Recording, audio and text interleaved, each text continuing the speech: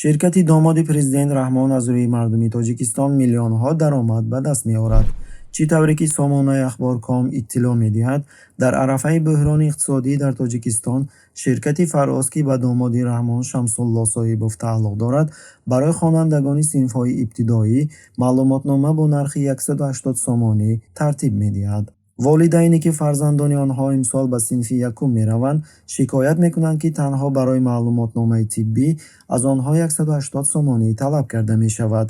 пизишкон шикоят мекунанд ки чунин нархҳои баланд аз ҷониби ширкати Фароз, ки ҳоло лабораторияҳои тиббии саросари ҷумҳуриро дорост, муқаррар шудааст.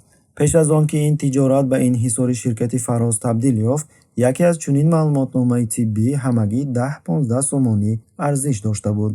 аз ҷумла қайд карда мешавад, ки ин маҳз фурӯши маълумотномаҳо мебошад, зеро лабораторияҳои тиббии ҷумҳурӣ аз ҷиҳати воқеӣ имкони санҷиши 200 000 кӯдакро надоранд. барои гирифтани маълумотнома кӯдакро ба назди духтур бурдан шарт нест.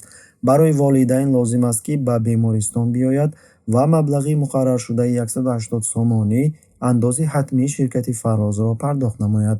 ба гуфтаи шоҳидон, маълумотномаҳо аллакай бо муҳри задашуда дар мизи духтурон гузошта шудаанд.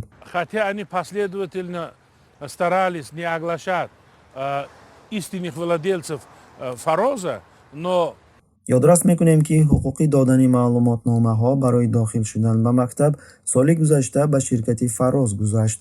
қаблан он 78 сомониро ташкил мекард.